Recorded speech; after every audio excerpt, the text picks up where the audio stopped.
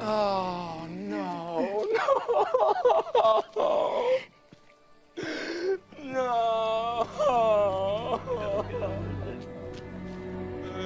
So as some of y'all know, inflammatory titles are the bane of my existence. If I'm clicking on a video labeled GTA 6 unboxing my prize from Rockstar Games, then hey, I'm kinda expecting to see GTA 6 in this video and not whatever this is. Oh my god. Oh god, there it is! There it is, people! There. Oh my god! Low quality boat. But hey, that's Cernado or Cernado or however you pronounce it. To be honest, I can always imagine that it kind of sounded similar to Sharknado because both of those are apparently scams. But whatever the case may be, the trailer for GTA 6 actually finally dropped anyway, so I guess we're all good. What an interesting timeline we live in. The reason I bring this up is because I know my title obviously feels very clickbaity, and yet I wish it was. But this genuinely had to be the worst gaming publisher of potentially all time. Now, there might genuinely be worse gaming companies out there, but I think the main issue is, well, GameMill has published many video games centered around major IPs that were honestly shocking to me, which I'll discuss a bit later. But with this combined with the quality of the games themselves, I think it's safe to say that GameMill has done irreversible damage to gaming developer studios like IguanaBee, who has released some decent games in the past. Essentially, we can summarize GameMill Entertainment into three main points. Their games are poorly designed and buggy, they often profit off nostalgia and major IPs, and they give horrendous deadlines / unreasonable deadlines for games, which affects the quality of the game overall. By the way, I usually hate doing these sort of things, but YouTube doesn't like recommending my videos as of recently. Pretty sure it's because I stream a lot more than I post videos, but whatever, I ain't gonna stop streaming, that's for sure. I would just appreciate any interaction with the video though, regardless. Like if you like it, dislike if you dislike it, and comment telling me what you liked or disliked about the video so I know it's working. Okay, now that I officially hate myself for doing that, let's continue with the vid itself. To be honest, I'm not exactly expecting a lot from a company called GameMill Entertainment. You might as well call the company Shovelware Games Are Us or something like that. That's the thing about shovelware games though. If we do a quick Google search on it, we know that shovelware games are low budget, poor quality video games released in the hope of being purchased by unsuspecting customers, are often referred to as shovelware. This can lead to discoverability issues when a platform has no type of quality control. Shovelware video games often have a negative reception from critics and players.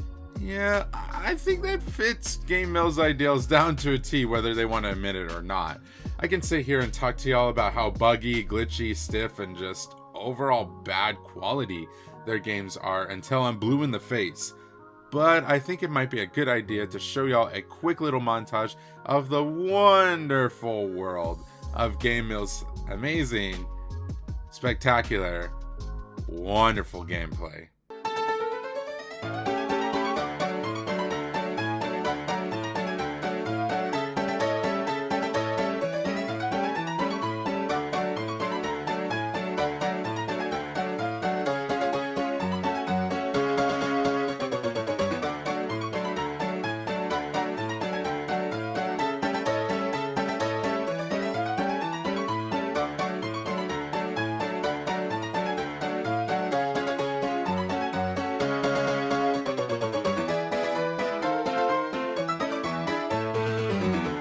These games are certainly the games of all time.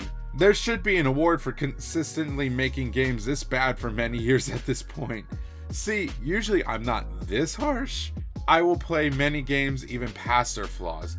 but there are just some games that need to be criticized, as trying to sugarcoat them with false positivity is not going to accomplish anything.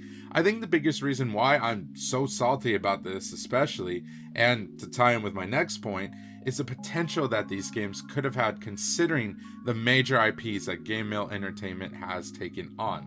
Yet again, just like with another fellow who was also a very interesting man, I feel like I'm going down yet another rabbit hole this time, or more like a very bumpy downward spiral of disappointment and shame. See, the reason why I was even remotely looking into this was because I was watching Charlie play the new Walking Dead game. Are you beating this game? No, I thought this would be fun bad. This is miserably boring bad.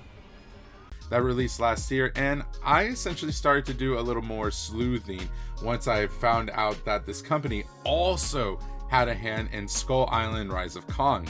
Once I figured that out, all the puzzle pieces started to fit into place. I started to go through the games that GameMill had published, and to my surprise, but also not really a surprise, I also found out that a lot of recent Nickelodeon games like Nick All-Star Brawl 1 and 2, as well as the newest Avatar: The Last Airbender Quest for Balance. Some of these games would have certainly been fun if they were made for something like the PlayStation 2, that is. Pretty sure even the older Avatar games look more entertaining than the newest Avatar game itself. Going through these lists of games on their website as well as Wikipedia, it made it clear to me that GameMill Entertainment's whole goal when it comes to publishing games is to try and obtain relatively big IPs, or ones they know will have some sort of pre-established fan base, and milk people's nostalgia so that people can buy their games. See, here's the thing. Shovelware in general, like Data Designs, with players potentially buying Ninja Breadman 4 times. Shout out to Ray Rez, by the way, for highlighting this in one of their videos. How bad? Scrape the wretched bottom of the wee shovelware barrel and then launch yourself, 3 times deeper. Are blatant ways to just make a quick buck with low effort. Oh my god! What is that? The difference here is that these games really don't have much to lose with how cheap they are made, since no IP is involved. As long as companies can sell these games to a few suckers to make it past the break-even point, that's pretty much a victory or a W in their book. When dealing with these types of games though, like the ones that GameMill is producing, a lot more is at stake here, especially for fans of these IPs that want to see genuinely good games come out for whatever fandom they have been a part of. Understandably, there just might not be enough budget for these games, or companies just don't want to put aside so much money for things they aren't currently working on, like Nick with its games featuring older Nick characters. But there's a level of pride and passion that these games once had that I felt like are now lost. Nicktoons Unite, for example, was one of my favorite games growing up, and you could tell that everyone had a blast putting it together. Which is why I think it sucks that kids nowadays and adults who want to experience nostalgia are left with cheaply made games at ridiculous prices for the bare minimum content present in them. On the Mind Pulp subreddit, user Nintendo compiled all the games together, and it's blatantly obvious that very few of these games have passing scores, and many are very low for that matter. It's sad, as many games with cartoon IPs have either gone mobile or are so cheaply made that we get games like these. However, this should not be an excuse either for GameMill for their practices. The reason why I even got into Walking Dead at all was because of Telltale, which eventually introduced me to the show and even the comics that I enjoyed. With how GameMill Entertainment treats these games though, they will be nothing more than cash grabs that prey on nostalgia. Speaking of which, this is also a huge part of why these games feel so unpolished and thrown together. It's because they are. When developers from the team IguanaBee, which was the developer of Skull Island, spoke with The Verge, it was clear that GameMill Entertainment expected quantity over quality. The team was only allowed to develop the game within 1 year, which, as we know, usually doesn't let games bake in the oven for too long and can often disappoint fans of the franchise.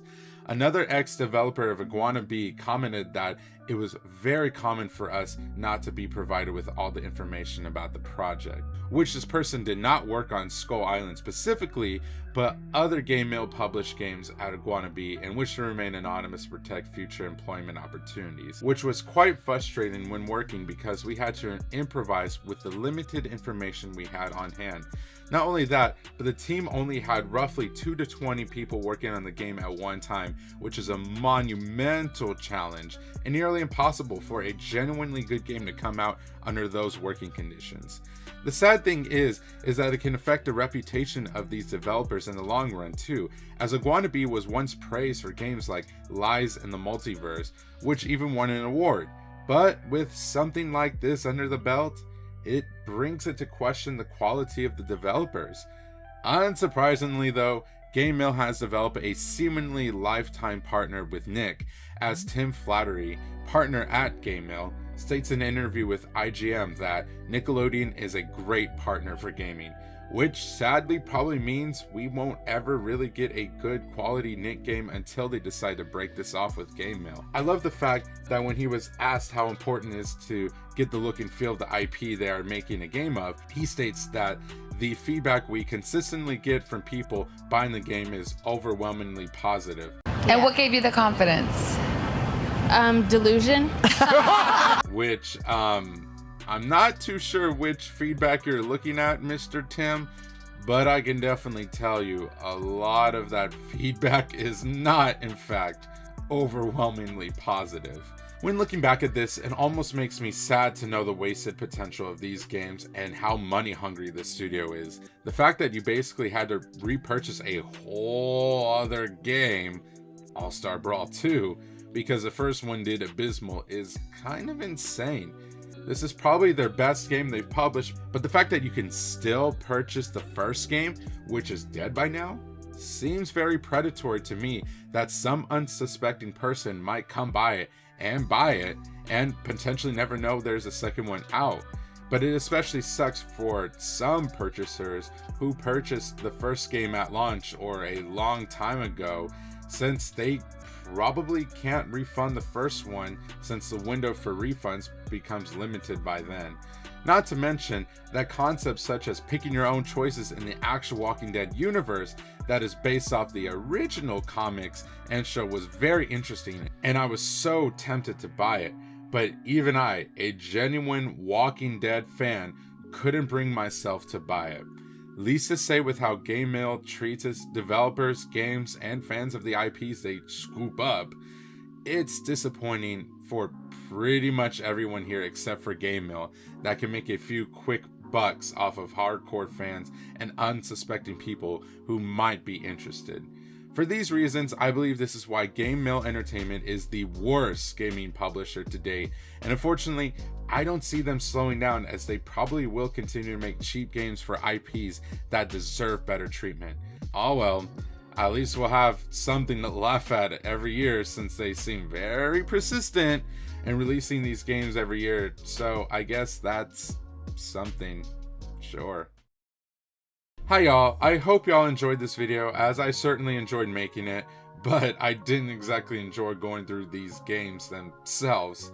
See, at least I can enjoy bad movies, but bad games are just another level of sad at this point.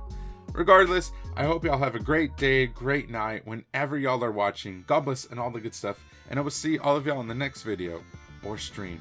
Bye guys, thank y'all so much for watching, and peace out.